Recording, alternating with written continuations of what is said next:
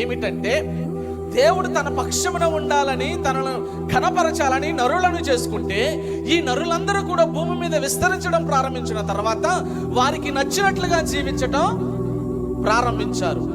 వారికి ఎలాగూ బ్రతకాలో అలాగూ బ్రతకటం ప్రారంభించారు.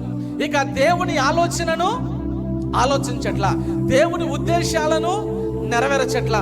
వారి తలంపులో ఉన్నటువంటి చెడ్డ ఆలోచన ఎలాగైతే బ్రతకమని చెప్తుందో అలాగూ బ్రతకటం ప్రారంభించారు. అలా ప్రారంభించి అలా బ్రతుకుతున్నటువంటి పరిస్థితులు జరుగుతున్నప్పుడు, దేవుడు ఇదంతటిని చూస్తున్నప్పుడు ఒక్కడు కూడా లేడు భూమి మీద దేవుని పక్షమున నిలబడేవాడు అని అనుకుంటున్నప్పుడు, ఇలా జీవిస్తూ ఉన్నప్పుడు మంచివాడు లేడు అని అనుకుంటున్నప్పుడు, అయితే అని ఒక మాట వినబడింది. అయితే నోవాహు యెహోవా దృష్టి యందు, దేవునికి స్తోత్రం చెప్పండి. 9వ వచనం కూడా చదువుదాం. నోవాహు వంశావళి ఇదే.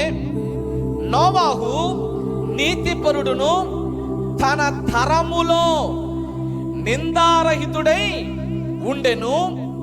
నోవాహు దేవునితో కూడా నడిచిన వాడు. దేవునికి స్తోత్రం చెప్పండి.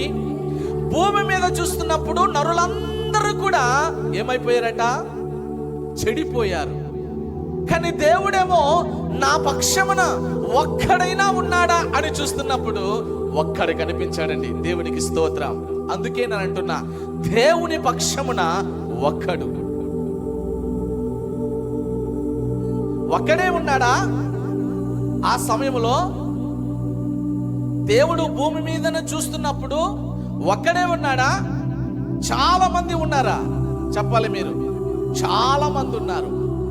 అంతమంది ఉన్నప్పటికీ కూడా దేవుని పక్షమున ఒక్కడు అని ఎందుకు నేను చెప్తున్నాను అంటే, అనేకమైనటువంటి ప్రజలు విస్తరించారు, కానీ దేవుని పక్షమున నిలబడేవాడు ఒక్కడు కూడా లేనటువంటి పరిస్థితులలో నోవాహు చెప్తున్నాడు, ప్రభువా నేనున్నా నీ పక్షమున నిలబడేవాడిని. దేవునికి స్తోత్రం.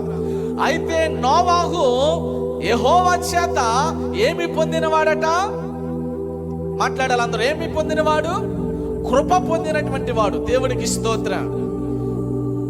కృప పొందినవాడై ఉండి తన తరము వారిలో ఎంటైర్ మొత్తం తన తరము వారిలో నోవాహు ఒక్కడే ఎలా ఉన్నాడు? నిందారహితుడై ఉంటూ ఎవరితో నడిచాడట? దేవునికి స్తోత్రం. ఈ రోజు కూడా ఏది?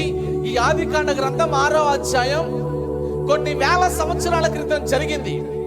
కొన్ని వేల సంవత్సరాల క్రితం జరిగినటువంటి పరిస్థితి ఏమిటంటే, ఆకాశము నుండి దేవుడు భూమి మీద దృష్టిస్తూ ఉన్నప్పుడు భూమి మీద నరులందరూ కూడా తమ తలంపులలో ఉన్నటువంటి చెడ్డదైన ఊహ చేత తమ బ్రతుకులను నాశనం చేసుకుంటూ దేవునికి విరోధముగా ఉన్నటువంటి పరిస్థితులలో నోవాహు ఒక్కడే